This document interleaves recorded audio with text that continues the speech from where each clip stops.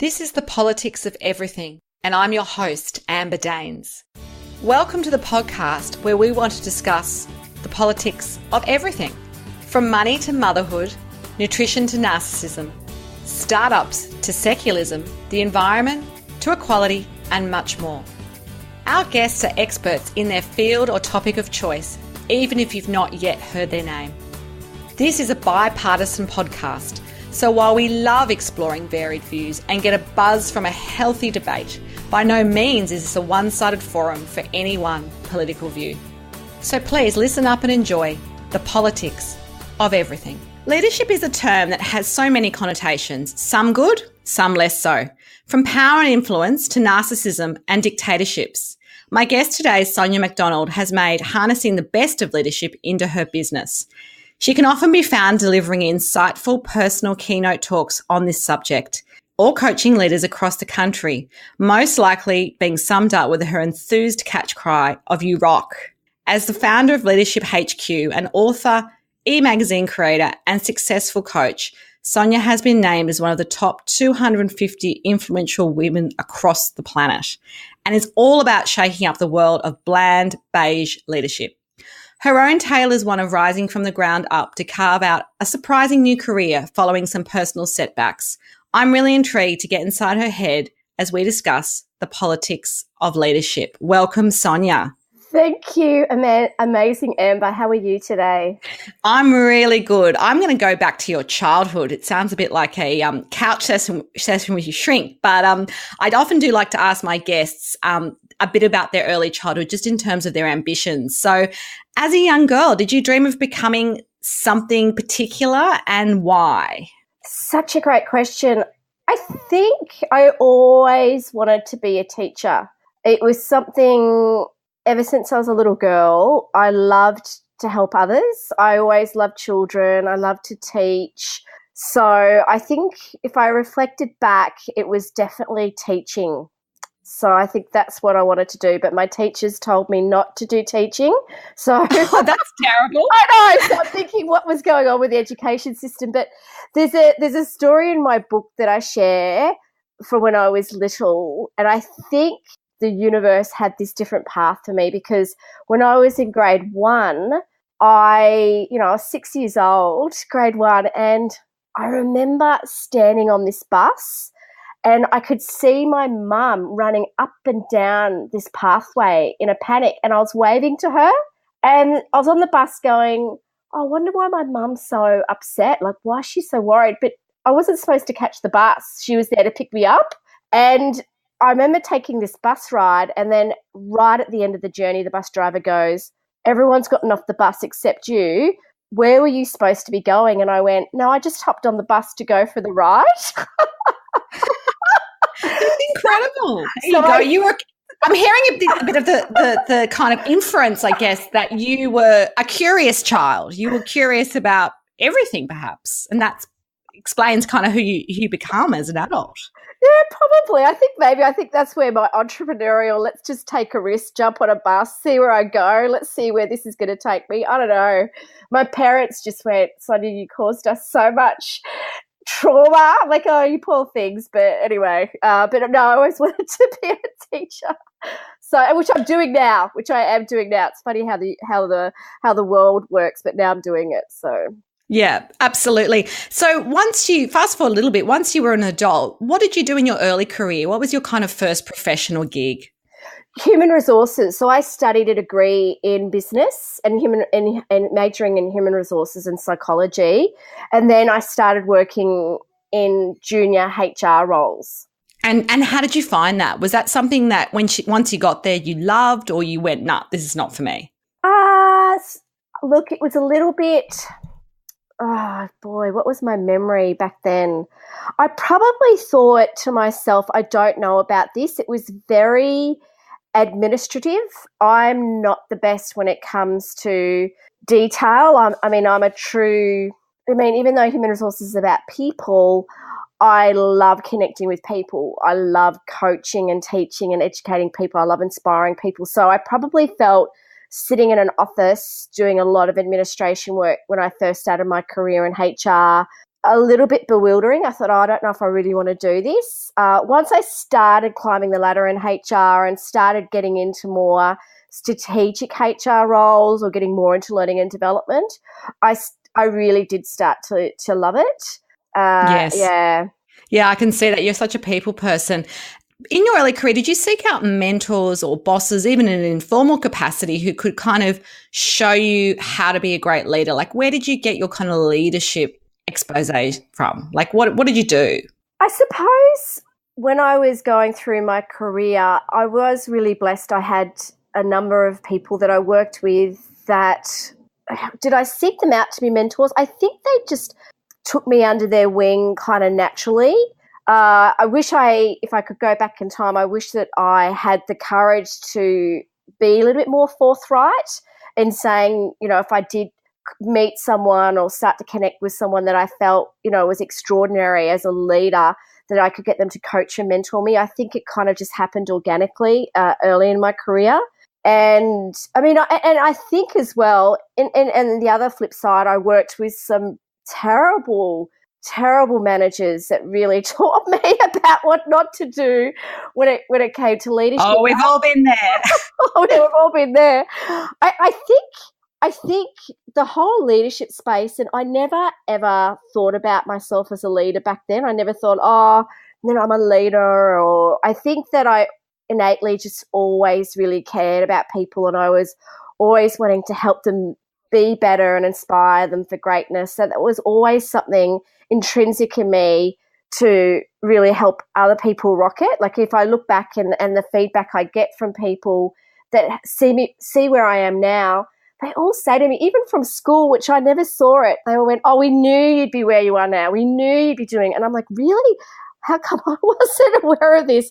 It wasn't until my life fell apart and I decided that I had to make a different choice in terms of my career and in my life that the leadership became really apparent to me. And it's really interesting. I mean, I think that happens for a lot of people.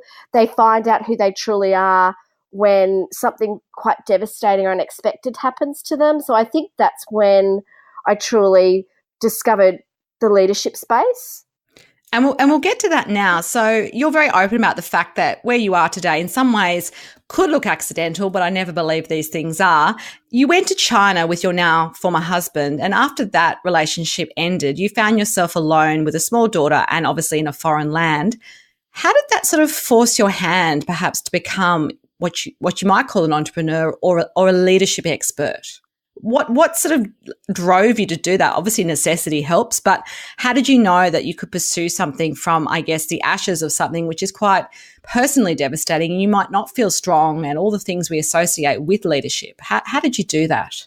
I think because that time was completely unexpected. I was really shocked when it all kind of transpired.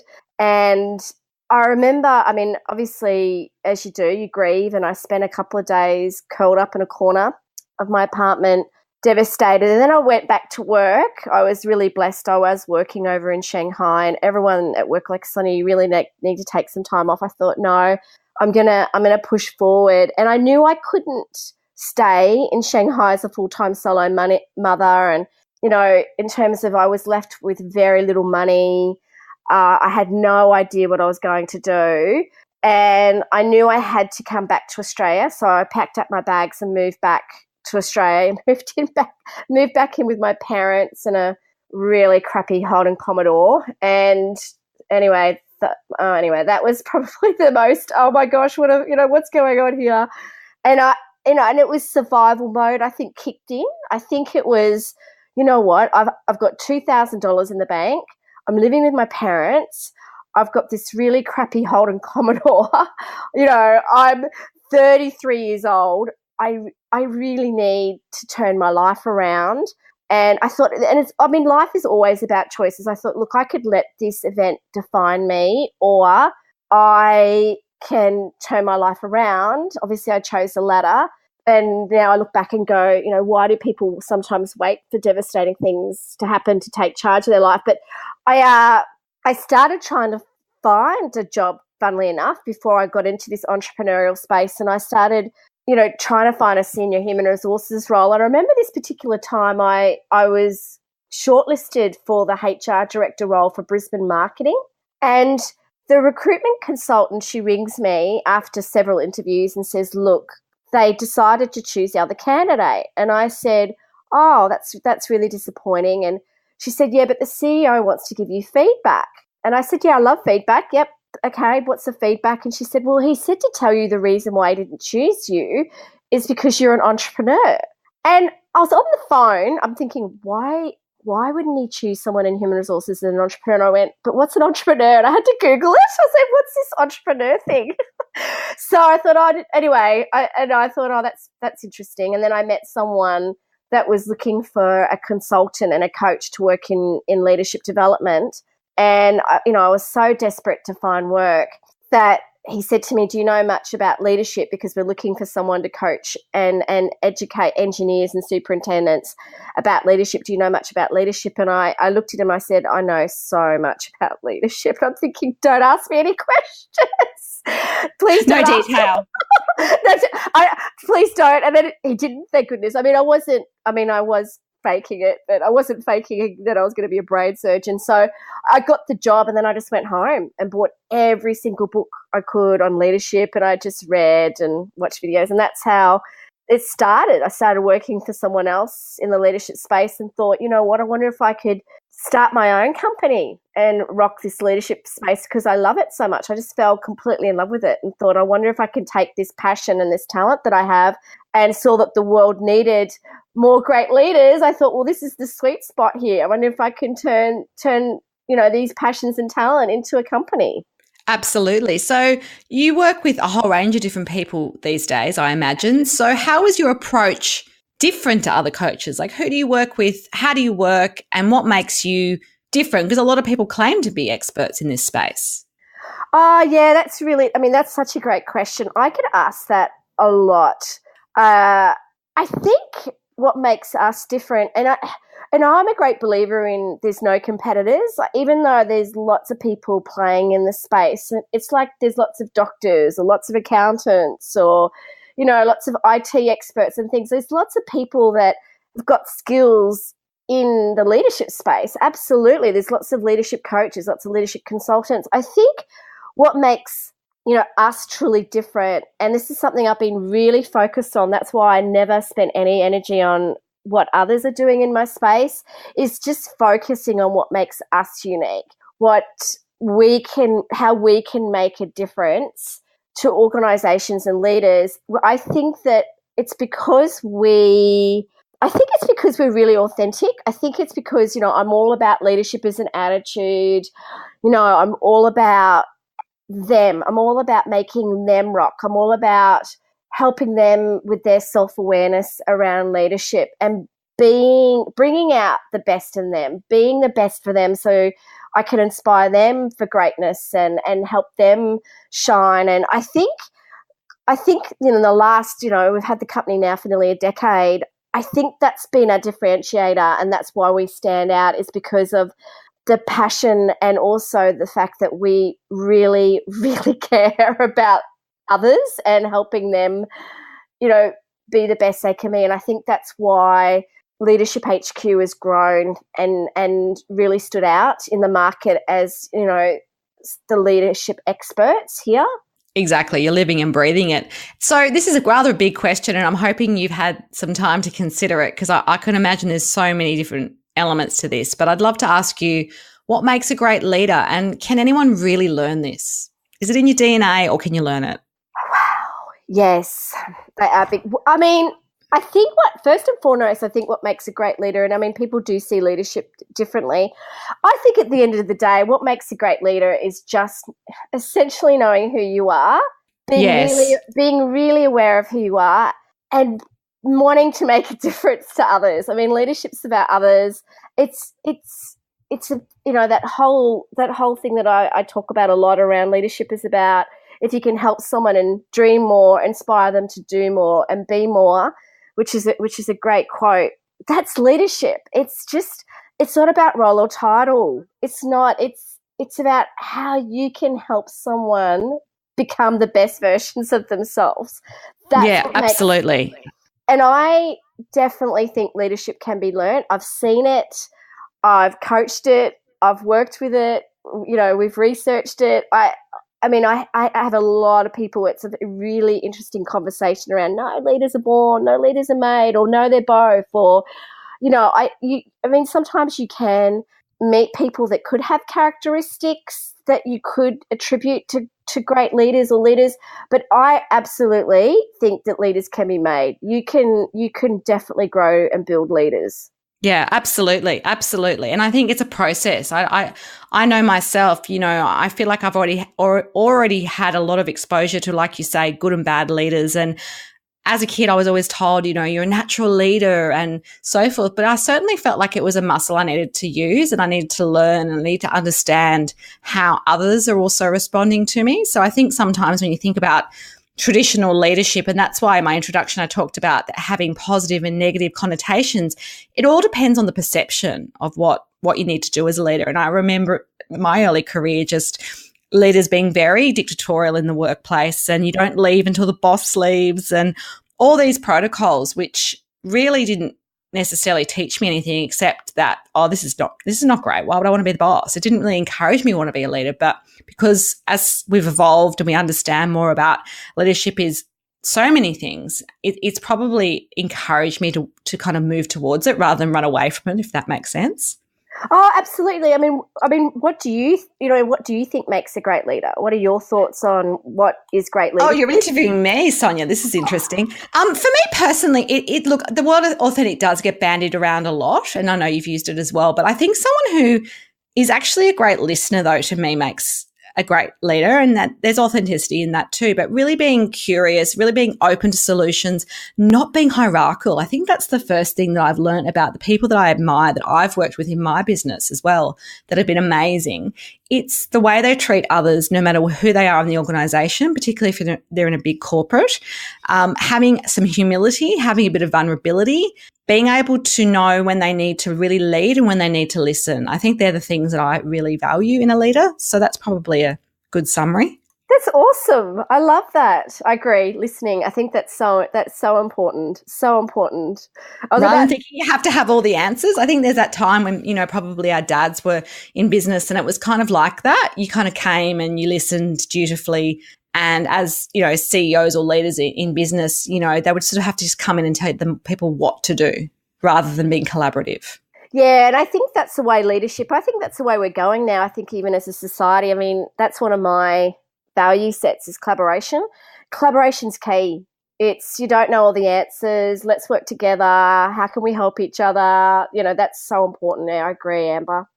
So your book, Leadership Attitude, really shares the idea that you have that mindset and that attitude of leadership. You can shape your career or perhaps break your career if you don't embrace it. In your experience, what is that really all about? And do you have some examples of leaders, good or bad, that you can maybe share even on a no-names basis on how they've maybe developed as a leader in the work you've done, and perhaps, you know, why this book kind of sums all this up?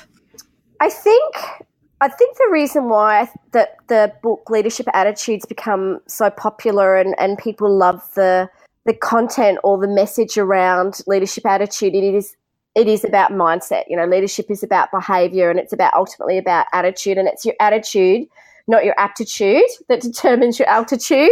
That's one of my I love it. The 3 A's. That's another one of my favourite quotes. I think that, gosh, there's been so many examples. I mean, and the thing is with attitude, you set your attitude. And once people can see the leadership space and they can see themselves as leaders, and then they start to go, you know what, I've got this, and I'm gonna really focus my mindset on attitude to be a leader and be that best version of a leader I can be. Just seeing people transform makes my heart sing, and I've seen the difference that it makes. And there's been so many leaders that we've worked with that have really got it, have really gone, you know what, I am a leader. I never saw myself as a leader. And even that shift in mindset and attitude, and when they've gone to work and seeing that confidence and courage that they've taken on board by getting that attitude and learning how to be great leaders, it's just they've just the results and the success that I've seen and heard has just been phenomenal.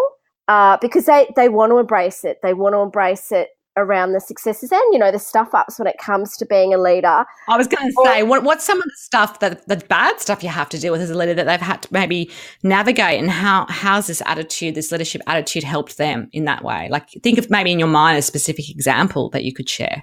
I'm just trying to think of the best example. I think sometimes I've found when people have got really aware of leadership and also had that attitude of, you know, I want to be a great leader and be the best version of me, and being that listener and being that reflector. And I think that they've started to see other leaders around them that aren't so great. So they've become really aware of not only their behaviour and their words and their actions, that they've come to me and gone, hang on a second, like my CEO at work, now I'm becoming a lot more aware of leadership. He's not demonstrating leadership behaviours. He's not demonstrating leadership attitude. He's not leading by example. Like, his words are saying one thing, his actions are saying the other. We now, you know, I don't trust him as much as I do. Like, there's one, and it happened a few years ago. A leader I was working with, this exact thing happened. He became so much more aware of, you know, not only great leadership but bad leadership, and he was getting a sense of, hang on a second, I'm actually working in a company where the CEO is actually demonstrating poor leadership, and Yes. and he ended up leaving because of it. I was like, he was like, I've read your book. I'm in, you know, you're coaching me. I've now decided I don't want to be in this company because and I'm like, oh no. I mean, that does happen, you know. Absolutely. Absolutely. Yeah, no, I mean, that's a pretty powerful story, to be honest. It's amazing that someone's that bravery, if you like, to do that, and the courage to just stand by your convictions, really. Yeah, and I think in life you have to. I think that life's so short that if there's something you don't feel congruent with, if you're doing something or you're seeing something, like I always say to people, look, the standard you walk past is the standard you accept. You know, and if you're seeing poor behaviour or poor leadership, you've got choices. You either Absolutely. Yeah. You say something, you change it, or you leave. Like, don't just let it happen. So, I mean, with all the stuff that's happening in the across the globe with, you know, cyberbullying and Me Too and things like that, people are becoming a lot more vocal around, we're not going to accept this behaviour, and don't accept it. Yes, absolutely. Absolutely. So where are you hoping to take Leadership HQ? Where do you see yourself in 5 years? I mean, it's a bit of a crystal ball question, I know, and the world's moving so quickly, who knows? But I'd love to sort of just see what you have next up your sleeve. Wow, man, I have so many dreams for Leadership HQ. I think ultimately my goal with Leadership HQ is to have a headquarters, a leadership headquarters, a place where people could come and they could join like as a monthly fee, and you could come to this leadership hub, and it had a library and it had workshops, you could go and book a coach, you could come and sit and collaborate, you could come and learn about leadership, you could listen to podcasts.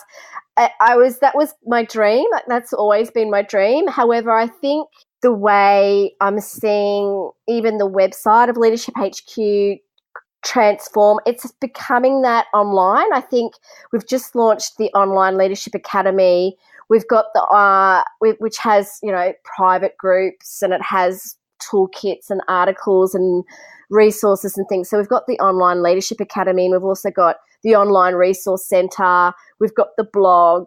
I've got the events. It is becoming a leadership headquarters online versus the physical coming, you know, where you attend a, you know, amazing warehouse, which would be my ultimate dream, where you actually physically go and connect with people. But we're actually now transforming the website and the company as an online headquarters. So I'm really excited about where that's heading. So you never know. In 5 years' time, Amber, you could see get an invitation to the I hope so. Yeah, me too. Me too. I have two questions I ask all my guests, and I'm obviously going to put these to you now. The first one is, do you have any special mentors, inspirational people that have guided you on this journey? If so, who are they? And obviously don't have to be well-known names. And what have they taught you about life? It might be one person, it might be two. There's probably two that spring to mind. they're very different. One is, his name is Ted. For some reason, and he saw me speak.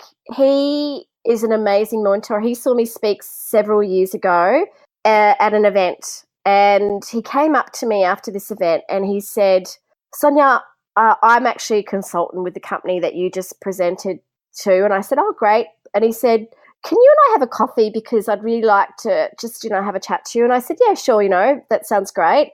So I met with him for coffee and he said, he goes, do you know how remarkable you are? Like, I was sitting in that room seeing you speak and present, and I have been doing this for a very long time. And he goes, do you see how remarkable you are? And I'm looking at him going, oh my gosh, like, it was lovely. Like, I was like, oh gosh, that's such lovely feedback. Thank you. He said, I would love to mentor you. I used to be a CEO of a company. I've grown and sold businesses. I would love to mentor you. So he's still my mentor. We're catching up for lunch tomorrow. For some reason, he has this innate ability. This week, he sends me an email going, I'm just checking in on you. Is everything okay? Wow. I'm like, your timing couldn't be better. So he said, let me take you out to lunch tomorrow. So, yeah, he's great. My other mentor, Beata, is in Melbourne. She is a phenomenal entrepreneur.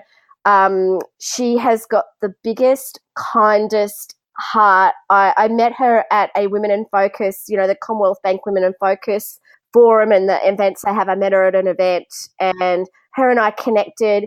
She's been a beautiful mentor for me. She's got just the most kindest, she's just such a compassionate, beautiful woman, and she's constantly there for me. Like, if I had to ring her at 5 a.m. in the morning on a Sunday, which I have done, and she's like, Sonia, I'm here for you. And we've just, our values aligned and our philosophy around leadership and compassion and kindness have aligned. So she's been an incredible mentor. That's incredible. Yeah, can I tell you, that's the number one thing that makes a difference. Everyone out there, please get a mentor. I totally agree. I wish someone had told me that early on in my career. And I often, when I mentor others or they ask me their advice, even, people might be different stages of their career or their business, I just say find people and don't be afraid to ask. I think that's where we started the conversation. It's like, I think when you're younger, you think, I'm not going to ask this person. They're going to say no. But I don't think anyone's ever said no when I've asked them for some time or, even if it's not a formal mentoring relationship, just an opportunity to sit with them and get their feedback on a few ideas you might have. And I think it can really change how you feel about your leadership journey as well. Oh, yeah, absolutely. And it does. And don't be afraid to ask people if you meet someone. Totally. Yeah. Ask, you never know. So finally, what's the best tip you have for business people out there keen to become better at the politics of leadership? What would be your final take-out tip? Oh, gosh, what would be my final take-up tip? Courage. Just do it. Just courage. Just if there's something that, if you've got a dream or a passion or something inside of you that you really want, it could be in your career, it could be, you want to build something, a new company or, a business or anything that you have in you that you have this passion or fire for, just have the courage to do it and believe in yourself, totally believe in yourself. And when you get knocks, you just go, you know what? I believe in myself. I'm going to learn from this, and you pick yourself back up. I'm telling you now, you will get stronger and stronger and stronger. It's all about courage. Absolutely. Well, it's been fantastic to have you on the show today. If you do want to connect further with Sonia McDonald, her details will be on our show notes. It's been wonderful to have you all listening today. And until next time, do take care. Thanks for listening today. If you've enjoyed the politics of everything, we thrive on feedback. So please add a short review and share the podcast with your network, your friends and family. I'm also always on the hunt for fabulous new guests. So if you've got a view to share and an idea how to get our listeners excited, please email me at amber@bespokecoms, that's BESPOKECOMMS.com.au, and we'll be sure to get back to you. Until next time.